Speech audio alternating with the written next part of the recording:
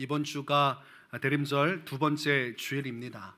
4주간의 시간 동안 우리는 대림절의 시간을 보내면서 예수님이 오신 이 성탄의 의미, 예수 그리스도께서 우리에게 얼마나 소중한 분인지를 깊이 깨닫는 시간을 가져야 할 것입니다.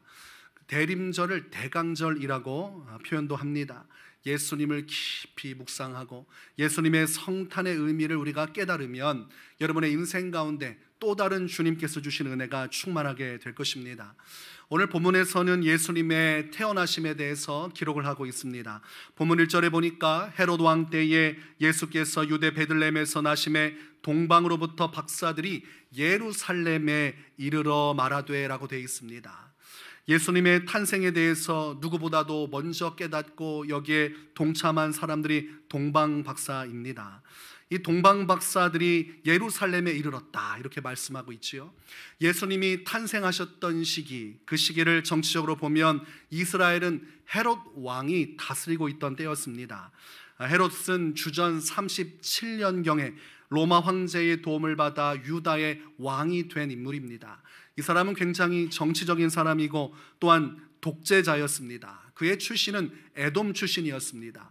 이방인 출신의 사람이 유대인의 왕이 되었습니다. 그러니까 이 사람이 보통 사람이 아닌 것입니다. 주전 31년경에 안토니우스를 지지하던 헤롯 왕이 옥타비아누스가 정권을 차지하게 되자 한 행동이 있습니다. 새롭게 정권이 바뀌자 그가 옥타비아누스를 찾아가서 자신이 가지고 있던 왕관을 벗어서 그의 앞에 내려놓습니다. 그리고 말하기를 나를 처벌해 주십시오. 그렇게 그가 그 새로운 정권을 가진 자, 권세자에게 굴복할 때에 옥타비아누스가 그를 용서하고 다시금 그의 머리에 그 왕관을 씌워주는 일을 행하게 됩니다. 그러니까 굉장히 쇼맨십이 있는 사람이고 상황 판단이 빠른 사람이고, 그래서 자기의 앞길에 방해가 되는 것은 무너뜨리지만 자신에게 영향을 미치는 사람에게는 굴복하는 사람, 철저히 권세지향적인 사람이 바로 헤롯이었습니다. 그래서 이 헤롯을 우리가 헤롯 대왕이라고 부릅니다. 헤롯 1세, 헤롯 대왕. 성경에서는 수많은 헤롯의 자녀들에 대한 이야기도 나와 있어요. 그래서 헤롯이라고 말한다고 해서 그게 모두 헤롯 대왕을 말하는 것이 아닙니다. 예수님의 활동 시기와 죽으심 그리고 부활하신 이후의 사도들의 역사에 있어서 헤롯이라는 이름은 똑같이 등장하지만 그것은 헤롯 대왕과 그의 관련된 그의 가문에 관한 이름이지 그 모든 것들이 한 사람을 지칭하는 것은 아닙니다. 오늘 본문에서 말씀하고 있는 헤롯 왕 때에라는 것은 이 헤롯 대왕을 말하는 것입니다. 이가 다스리고 있던 때에 예루살렘의 동방박사가 찾아왔다 이렇게 기록을 하고 있습니다. 여기에서 이 동방박사는 원어로는 마구스라고 하는데 해석을 하면 마술사, 점성술사라는 뜻입니다. 그러니까 이 마고스라는 단어를 보면 메데, 바사 그리고 갈대아인 사이에서 천문학을 공부하던 성직자라고 우리가 이해를 하면 됩니다. 다니엘서에 보면 이 메데와 바세와 갈대아인에 대한 이야기가 나와요. 포로로 이방에 잡혔을 때 그리고 그 당시에 그 땅을 차지하던 사람들 그 중에 한 사람들이 메데와 바사와 갈대아인이었습니다. 그때 다니엘서 5장 11절을 보면 임금이 다니엘을 마술사, 주술사, 점성술사들 사이에 우두머리로 삼았다라는 표현이 있습니다. 기록하기를 왕에 붙인 느부갓네살 왕이 그를 세워 박수와 술객과 갈대아 술사와 점쟁이 어른을 삼으셨으니 라고 되어 있습니다. 그러니까 결국은 오늘 성경 말씀을 빗대어 보면 이 당시에 다니엘이 동방박사로 임명되었다 이렇게 이해를 하면 이야기가 쉬울 것입니다. 오늘 본문에 기록되어 있는 3명의 동방박사는 마술사라기보다는 점성술사에 가깝다고 볼 수 있습니다. 하늘을 바라보고 별자리를 보고 그 천체의 배치와 그 흐름을 보면서 사람의 인생에 대해서 해석을 하고 그리고 시기에 대해서 판단을 하는 일들, 그 일들을 하는 사람들이 이 동방박사였습니다. 이 사람들이 어느 날 하늘의 천문을 관측하면서 사람의 삶에 대해서 깊이 궁구하고 있을 때 그들이 태어나서 처음 보는 한 별이 등장을 하게 됩니다. 앞으로 죽을 때까지 다시는 보지 못하리라는 확신을 준 만큼 태어나서 처음 보는 크고 광활한 별을 보게 됩니다. 그러니 이들의 마음이 얼마나 떨리고 설레었겠습니까? 평생 별자리만 보고 살던 사람들이 태어나서 처음 보는 별을 맞이했을 때 그 흥분은 누구도 이해할 수 없는 것입니다. 그러니 이들이 할 수 있는 것이라고는 이 별을 관측하고 별의 움직임을 따라 쫓아가는 것밖에 없었습니다. 그들이 그 별을 보면서 마음속에 확신한 것은 이 별은 일반적인 별이 아니며 무언가 뜻을 가리키고 있다는 것을 확신한 것입니다. 그것이 바로 왕의 탄생을 가리키는 것이라고 이들은 확신했습니다. 그래서 이 별을 따라가다 보면 이 별이 예고하는 어떤 인물을 만나게 될 것이다. 자신들이 가지고 있던 모든 상식과 신념을 가지고 이 별을 추적하게 된 것입니다. 그런데 이 별이 어디로 가냐고 했더니 헤롯 왕이 다스리는 예루살렘, 유대인의 땅으로 들어가기 시작을 하는 것입니다. 이들이 멈추지 않고 계속해서 별을 추격하게 됩니다. 그리고 별이 머문 예루살렘에서 이들이 이제 왕을 찾기 시작하는 것이, 별이 멈추어 서고 더 이상 역사하지 않자 이 지역에 분명히 왕이 있을 것을 직감하고 그들이 왕을 수소문하기 시작해요. 여러분, 이 당시에 유대인의 왕은 누구입니까? 헤롯 왕이지요. 권세를 쥐고 절대 빼앗기지 않으려고 하는 독재자 헤롯 왕에게 이 말이 들리기 시작해요. 본문 2절에 보니까 유대인의 왕으로 나시니가 어디 계시냐? 우리가 동방에서 그의 별을 보고 그에게 경배하러 왔노라.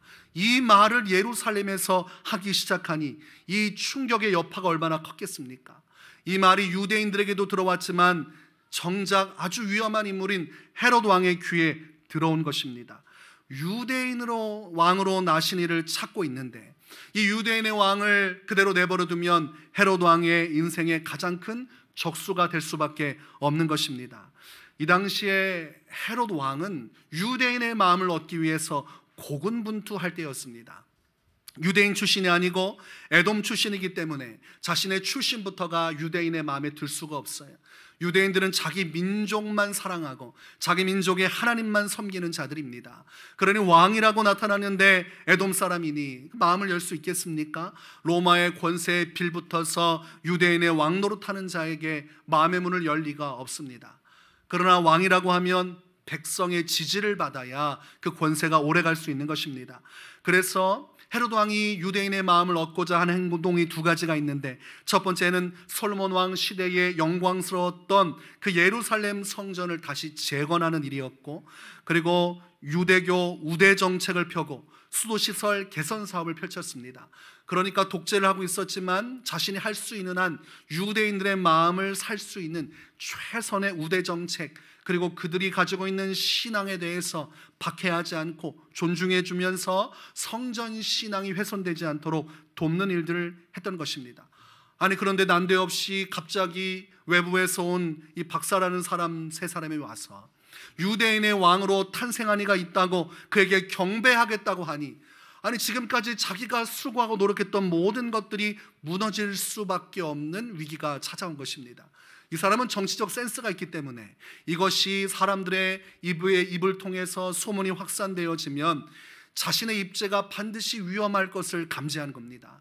설령 이야기가 지금은 어리지만 그대로 자라나서 어떤 권세를 가진 자들과 결탁하게 되면 그때는 자기가 막을 수 없기 때문에 지금 헤롯 마음속에는 이 아기를 찾아내야 하고 이 아기를 죽여야만 하는 자기 자신의 생존을 위한 계략이 서기 시작한 것입니다. 그러니 얼마나 불안함 속에서 초조하겠습니까? 헤롯 왕은 6번 결혼했는데 그 중에서 가장 사랑했던 여인이 마리암이었습니다. 그 사이에 자녀도 있었어요. 그러나 역사적으로 보면 자기 자신의 왕권을 이루기 위해서 사랑하는 아내와 아들도 죽인 인물이 헤롯입니다. 그러니 무시무시한 헤롯이 이제 유대인의 왕으로 나신 이를 죽이기 위해서 혈안이 된 그런 모든 상황들을 우리가 이해하면 아기 예수님이 오시는 길이 얼마나 험난한 상황이었고 위험스러운 상황이었는지를 우리가 깨닫게 되는 것입니다. 마음 편하게 이 땅에 오시지도 못했어요. 권세자, 정치가, 권력자가 버티고 있는 땅에 탄생하신 예수 그리스도, 그분의 시작부터가 위기감이 충만했습니다. 사람들은 이 유대인의 왕으로 나신 이가 있다는 말을 들었을 때 어떤 생각을 했을까요? 이 소문을 들은 사람들은 한 가지를 떠오르게 되죠. 이는 즉 메시아의 탄생을 예고하는 것이다. 유대인들에게는 메시아 사상이 있습니다. 하나님께서 보내주실 메시아가 자신들을 비로소 구원해 주시리라, 그런 소망을 가지고 있어요.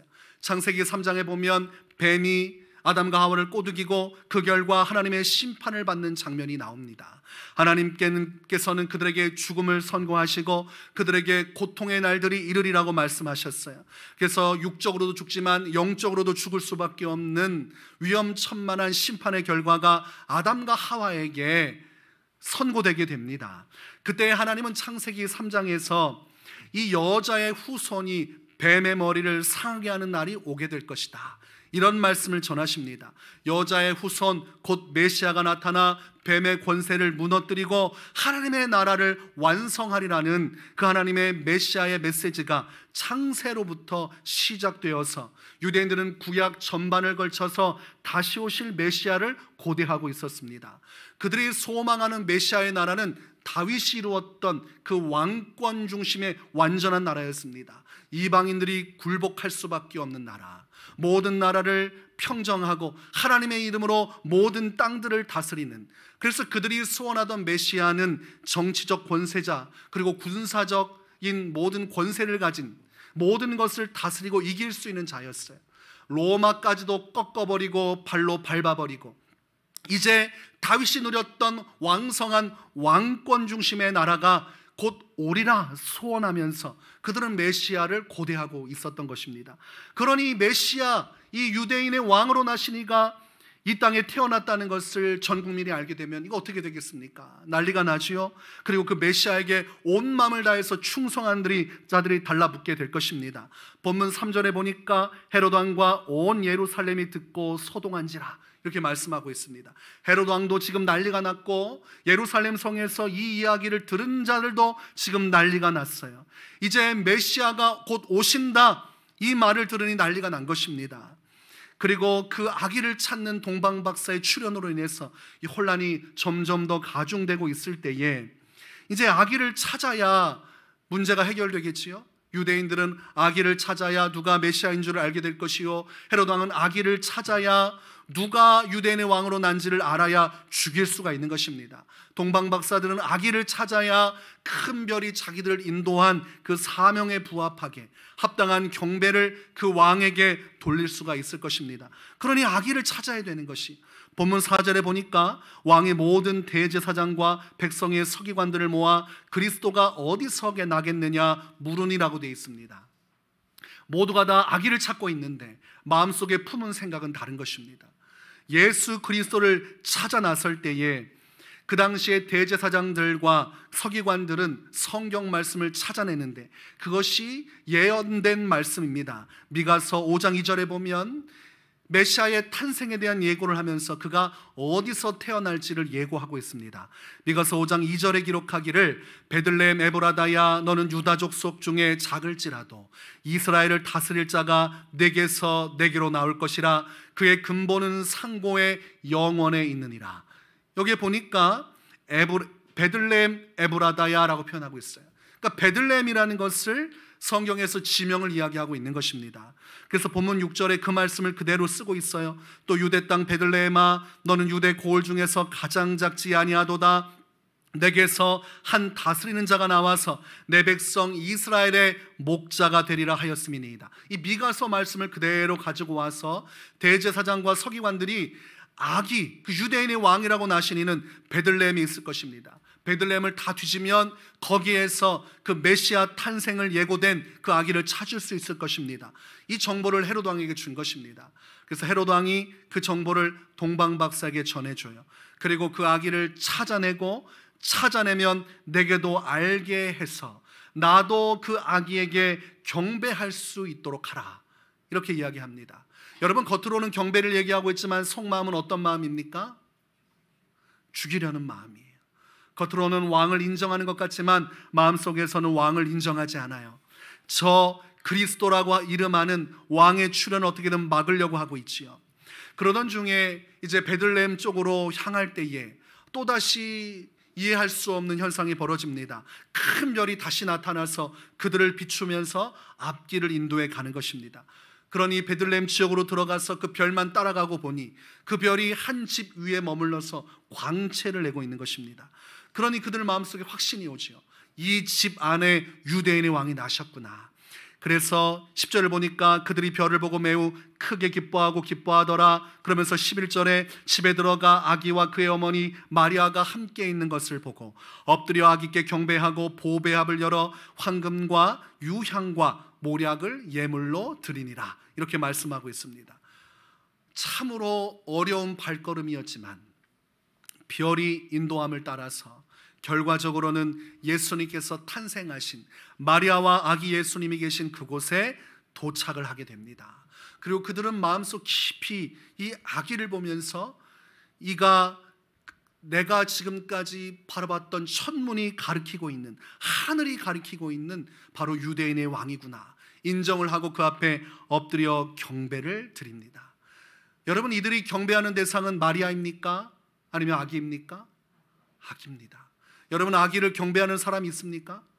여러분 앞에 아기가 지나가는데 아기 앞에 엎드려 경배할 수 있는 사람이 있습니까? 아무리 부잣집이고 잘나가는 집 자녀여도 아기에게 무릎 꿇고 경배하는 사람은 없습니다. 그 사람으로서 그렇게 할 수가 없게 돼 있어요. 그러나 이들은 아기에게 절하고 경배했습니다. 자신들의 가지고 있던 모든 신념과 경험상 이것은 분명히 일반적이지 않은 하늘의 뜻이 담겨져 있는 것이다. 이렇게 그들은 믿었고 확신해서 그들이 가지고 있는 신앙을 가지고 엎드려 경배한 것입니다. 그리고 빈손으로 오지 않고 왕에 대한 합당한 예후, 황금과 유향과 모략을 예물로 바쳤다고 되어 있습니다. 왕 앞에 설 때 어떻게 빈손으로 오겠습니까? 왕의 권위에 알맞은 선물을 가지고 오는 것이죠. 빈손으로 오지 않고 정성을 다해서 엎드려 경배하며 아기 예수님께 굴복하고 절하였다, 이렇게 말하고 있습니다. 지금 한편에서는 왕으로 오신 예수 그리스도를 죽이려 하고, 한편으로는 왕이신 예수님께 경배하고 있으니 똑같은 사실이라도 사람들의 반응은 이렇게 천차만별인 것입니다. 누군가에게는 왕으로 오신 예수님을 죽여야 할 대상으로 삼는가 하면 누군가는 경배해야 할 대상으로 삼는 것입니다. 이 헤롯 왕은 어떻게든 예수님을 죽이기 위해서 잔악한 일을 하지요. 동방 박사가 하나님의 음성을 듣고 헤롯 왕을 만나지 않고 그대로 본국으로 돌아가니까 동방 박사가 아기를 찾던 그 날로 기준으로 해서 2살 아래의 아기들을 다 죽이라고 명령합니다. 찾을 수 없다면 그 해당되는 모든 아기들을 다 죽여버리면 되지. 이게 헤롯 왕의 생각이었어요. 그래서 아기 예수 그리스도를 죽였다고 확신한 것입니다. 그리고 나중에 예수님이 장성할 때 유대인들은 어떻게 했습니까? 예수님이 왕으로 오셨지만 그들은 예수님을 받아들이지 않았습니다. 그리고 예수님을 십자가에 못 박아 죽여버렸습니다. 한편에서는 주님께 경배하고 한편에서는 주님을 대적하고 그의 권세를 인정하지 않고 죽이려고 하는 일들이 성경 말씀에 그대로 기록이 되어 있는 것입니다. 여러분, 예수님은 우리가 대적해야 할 분입니까? 경배해야 할 분입니까? 성경은 그것을 말씀하고 있는 것이에요. 예수님은 우리가 어떻게 섬겨야 할 분인가? 성경은 왕으로 오시니 왕으로 섬겨야 한다고 말씀을 하고 있는 것입니다. 훗날 유대인들이 예수님이 왕으로 오신 분임을 이해하지 못하고 예수님을 끌고 십자가로 이끌 때에 빌라도에게 끌고 가 예수님을 고발하기 시작합니다. 예수님을 죽여달라고 그에게 부탁을 하게 되는 것이죠. 그때 빌라도가 마음속에 갈등이 심했습니다. 아무리 봐도 예수라는 청년에게서 죄를 찾을 수 없는데 사람들은 밀란을 일으키면서까지 이 청년을 죽이려고 하니 그 정체에 대해서 궁금할 수밖에 없었습니다. 그래서 예수 그리스도를 본청으로 끌고 들어가서 묻는 것입니다. 네가 유대인의 왕이냐? 태어날 때부터 수없이 이슈가 되었던 그 질문을 빌라도가 또 하는 것입니다. 네가 유대인의 왕이냐? 그때 예수님은 거부하지 않으십니다. 내 말이 옳도다. 그러면서 빌라도가 또 묻지요. 내 나라 사람과 대제사장들이 너를 내게 넘겼으니 내가 무엇을 하려느냐? 사람들이 다 네가 왕이 아니라고 하고 오히려 너를 죽이려 하는 이 시국을 볼 때에 내가 도대체 무슨 일을 행하였기에 이렇게까지 너를 죽이려고 사람들이 나서고 있는지 내게 설득을 해봐라. 내가 무엇을 도와줘야 할지 내가 네 상황을 이해하면 도와주겠다. 그러자 예수님께서 요한복음 18장 36절과 37절에서 이런 말씀을 합니다. 내 나라는 이 세상에 속한 것이 아니니라. 만일 내 나라가 이 세상에 속한 것이더라면 내 종들이 싸워 나로 유대인들이 넘겨지지 않게 하였으리라. 이제 내 나라는 여기에 속한 것이 아니니라. 빌라도가 이르되 그러면 내가 왕이 아니냐? 예수께서 대답하시되 내 말과 같이 내가 왕이니라. 내가 이를 위하여 태어났으며 이를 위하여 세상에 왔나니 곧 진리에 대하여 증언하려 함이로라. 무릇 진리에 속한 자는 내 음성을 듣느니라. 예수님께서 하신 말씀입니다. 나는 유대인의 왕으로 왔다. 그러나 그것이 전부가 아니라 나는 영원한 세계에서 온 하나님의 아들로서 보이지 않는 이 세계 가운데 그 나라를 다스리는 왕이 된다고 말씀한 것입니다. 예수님은 이 땅의 왕에 한정되는 분이 아니라 영원한 천국의 왕이 되시는 것입니다. 사람들은 그러나 예수님을 유대인의 왕으로조차 인정하지 않았어요. 예수님은 유대인의 왕을 넘어서는 인물입니다. 유대인의 왕이란 말로 예수님을 제한할 수 없는 것입니다. 하늘에서 오셨고 하늘의 것을 다스리시며 하늘의 주인이 되시는 분이 이 땅에서 진리를 전하기 위해 오셨고, 그를 인간적으로 표현하면 유대인의 왕이라고도 할 수는 있는 것입니다. 그러나 유대인의 왕으로서 예수님을 제한할 수는 없는 것입니다. 요한계시록에 보면 어린 양에 대한 기록이 되어 있어요.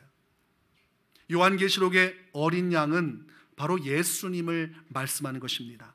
요한계시록 17장 14절에서 그들이 어린 양과 더불어 싸우려니와 어린 양은 만주의 주시요 만왕의 왕이심으로 그들을 이기실 터이요 또 그와 함께 있는 자들 곧 부르심을 받고 택하심을 받은 진실한 자들도 이기리로다.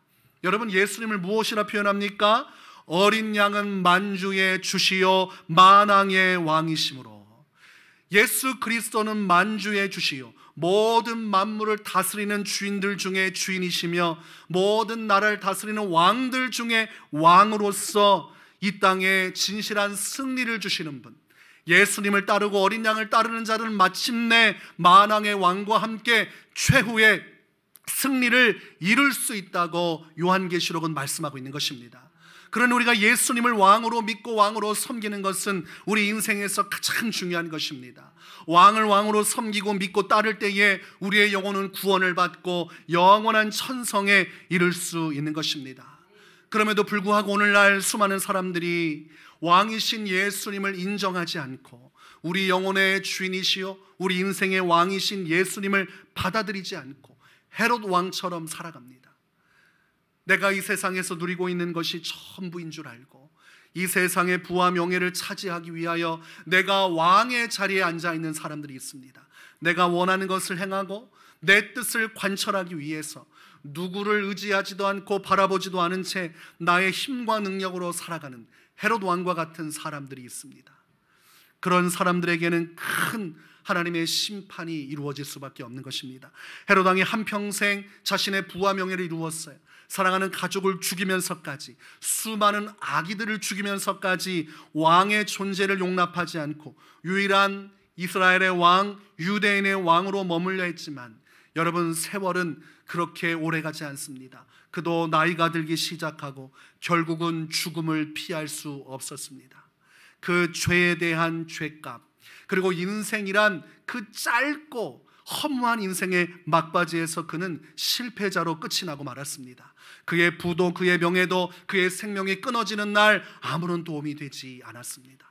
사망이 그를 삼켰고 죄악이 그를 둘렀고 그는 정처 없이 이제 하나님의 심판대 앞에 나가 만왕의 왕이신 주님의 심판의 선고를 기다리게 될 것입니다. 그가 그 당시 나타나셨던 예수님을 진정한 왕으로 모셔드렸다면 자신의 왕관을 다른 인간의 권세자들에게 바칠 것이 아니라 한 분이신 예수 그리스도 유대인의 왕으로 오신 만왕의 왕 예수님께 바쳤다면 그의 영혼은 구원을 받았을 것입니다. 주님은 죄와 사망의 권세에서 왕이신 예수님의 권세로 그를 해방하여 주시고 그를 살려주셨을 것입니다.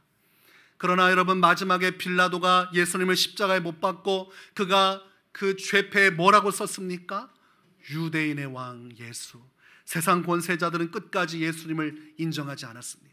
예수님을 조롱거리로 만들었어요. 그래서 그들은 하나님의 심판을 피할 수가 없는 것입니다. 그들은 영원한 심판대 가운데 서서 왕의 진노를 피할 수 없는 것입니다. 여러분, 왕은 다스리는 자입니다. 왕을 섬긴다는 것은 왕의 통치를 받는 것입니다. 내가 내 인생의 주권을 가지고 내 인생을 이끌어가는 것이 아니라 나의 삶의 왕 되신 자의 음성을 듣고 그분의 명령과 말씀을 따라 순종하며 나가는 것을 의미합니다. 여러분, 예수님은 우리의 왕이십니다. 우리가 왕이신 예수님을 믿는다는 것은 예수님의 말씀과 명령을 따라 살아간다는 것을 의미합니다. 베드로도 사도 바울도 수많은 초대교회 성도들도 예수 그리스도를 자신의 인생의 왕으로 모셔드린 사람입니다. 만왕의 왕이신 예수여, 나의 삶의 구주가 되어주시며 나를 다스려 주십시오.